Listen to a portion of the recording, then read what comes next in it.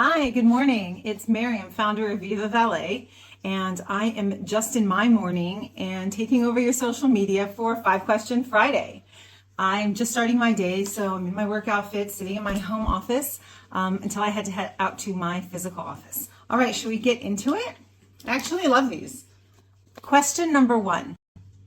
What are the signs you need to lower your ambitions for how much your elder should be doing for themselves?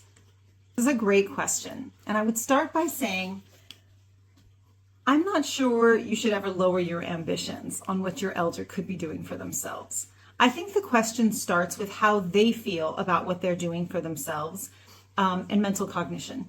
So there are ranges of dementia, and if they are living at home on their own and they feel confident doing the things that they're going to be doing, I would say 90% of the time, someone like you or me are going to be mortified by what they're attempting. 90-year-old getting on the roof to do something that he's done when he was 89 or 88 or 87. Having somebody shuffle through their house that you feel like they're going to fall over at every moment, right? Somebody getting on a step stool that you feel is highly unbalanced. These are all going to feel terrible to you. I think the best thing to do is start asking questions with your elder before they reach that phase. So, hey, Mom, how are you feeling around the house? Are there certain things that you're starting to feel a little apprehensive to do that you need my help with when I come to visit? Is there anything up on high levels that you'd like me to put away? You can address these after a potential fall and say, hey, is there something you want me to help you look at in the house? Or is there areas you are feeling not confident? You can address your own apprehensions too and say, wow, it's really impressive that you are mowing your own lawn, right? But it makes me a little bit nervous. Is there a way that I can make this easier for you so you can still do it? Can we get a safer lawnmower? These type of things I think are comfortable and easy to address.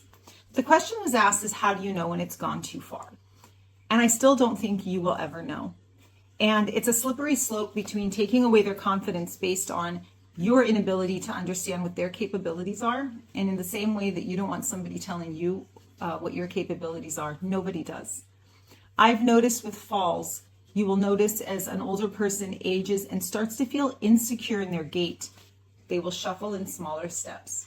That's a really good indication that they're not going to be moving fast anymore, that they're not going to be running to do things, that they likely have a lot of balance issues. And perhaps that is a time to have conversations around tools they use in their home to do the things that they need to do. Okay, so if it's stools, get stools that have handles on them, not just stools with no handles. So it's not about taking away what they can do. It's about supporting them and giving them the extra tools they need to continue to be able to do it. I hope that helps.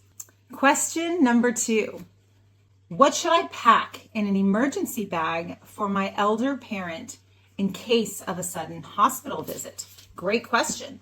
I would first ask your elder parent, what is it that makes them feel safe to have around them all the time? And should we pack an emergency bag? So if you're just running quickly into town, you know the things are there. For me and my husband or my elder, it is their chargers and technology. Anything that keeps them communicative and communicating with the people that they want to be.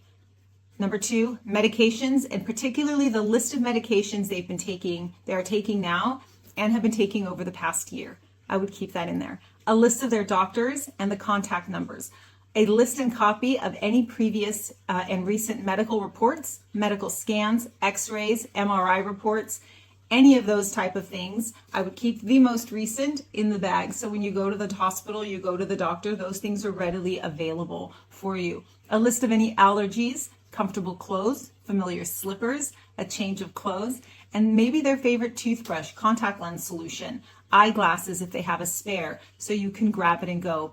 A throw blanket and something to keep them warm because olders are generally going to feel cold in a hospital, as well as their favorite moisturizer. They're going to dry up pretty quickly. I would take a water bottle that they are comfortable using, possibly their favorite coffees and teas. Anything that makes them feel very comfortable in their morning, daily, or nightly routine. And that's going to make the shock and the delirium of being in the hospital and the panic less for everybody. I would also pack something for yourself. even from your parents' house, that's going to make you feel either comfortable or nostalgic, or something that you can read to them, possibly some photos, if the situation gets a little bit grim, to cheer things up. Question number 3. How can I gently bring up the topic of financial planning with my parents without overstepping? Oh, I think discussing finances with everybody is always going to feel like an overstep. I would suggest the best way to do it is to talk to your parents about your financial planning and what they think you should do for you and your children. In doing that, you disarm them and you get their best advice for you, and it allows you to have the conversations, and it allows you to say, hey, is that what you have set up for you? Is that what you would like me to do for you?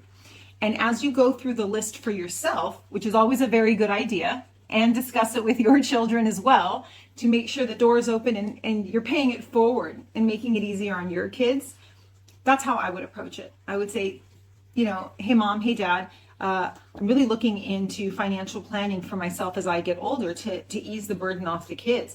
What are the things that you think I should make sure to keep in mind? And through those discussions and unfolding them, they will mention things will come up that perhaps they haven't thought of. And that's where you can start to ease into the questions about, is that what you've done for yourself? What do you recommend me doing for my home? Is there anything you'd like me to do for you? Question number 4. How can I help my parents stay connected with family and friends if they aren't tech savvy?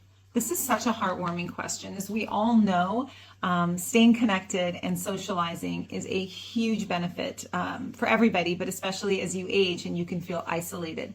Somebody who's aging in place at home might need more support doing this. And as you accurately mentioned, especially if they are less tech savvy. I think the first thing I try to understand is, where are their existing social connections coming from?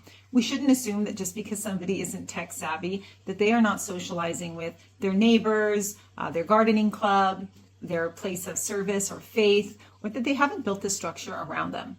Assuming that they haven't, or what you're trying to do is expand those things, I would schedule a time once a week or twice a week that's comfortable for them, and ask them, hey, how would you like to connect with people? Who is it that you really miss and you enjoy talking to? And I would start with yourself as a child or a loved one, and get maybe into a consistent routine with them, and segment a time and say, hey, mom, next week I'm going to call. Do you want me to get Aunt Susie on the phone and we can chat together? And start to just have them looking forward to that time. And perhaps you can do joint video calls with them, and you can be the bridge for a while. So make sure it's within your bandwidth to do. And then slowly you can take yourself out of the equation. There are companies, VivaValet happens to be one of them, that prioritizes tech education for older adults specifically for this reason. So we have a service called Tech Support for Seniors that is professionals that are seasoned and patient in understanding how to sit with older adults and give them the confidence to use apps, email, mobile phones, video messaging, video calls, and they sit with them face to face for an hour, repetitive times, to make sure that they're very comfortable and confident. And I highly recommend that, because the amount of empowerment and confidence somebody gets when they're able to do these things for themselves and reach out to people and see them face to face, especially through that video messaging, is incredible. I will say, if you do get tech support for seniors, please get them to put a music app like a Spotify or YouTube Music, because having older people listen to the music that they love, that they didn't know was available to them today from maybe 60 years ago, is spectacular. It's a spectacular experience. What is the best way to approach a conversation about home safety without making my parents feel uncomfortable? Again, I believe that you've got to do everything you can to not make them feel that you think they are incapable. So that kind of question starts with, hey, have you made any changes around your house that have been helpful? I have a friend who has a parent and they're struggling with this. Do you have anything you would recommend? Engaging your parents, your elderly parents, to participate in the conversation and offer what they already know to be true in their own lives. And there's always things that they know to be true they will give recommendations. Through those recommendations, you will first gain insight on where they think they are, because they wouldn't have these recommendations if they hadn't experienced it themselves. And then you can lead into, how do I support you if, your home starts to fall apart, right? Again, not about the older person falling apart, but what if a home becomes unsafe around you? Mom, is your goal to stay at home? If your goal is to stay at home, how do I support you there? Can we periodically look at modifications to make sure that you get to stay here forever? So establishing the goal with them, letting them know that you are on board and that you are part of that support circle to make sure that they get to do that. And you will do it in any way that they feel comfortable. And then you can look at some really cool, cutting edge ideas that people are doing. Older people love to share everybody likes to share experience and advice. I mean, look what I'm doing. I'm sitting here telling you what I think. Older people are no different, and they have more advice to share than everybody else. This is their peer circle. So they love sharing with each other. So perhaps approaching it as though you need advice for somebody else, and letting that segue into the questions that pertain to them particularly, right? So, oh, wow, I never thought about that, Mom. Does your house have any danger spots? Is there anything you're worried of or think you might modify in the future? And build that conversation that way.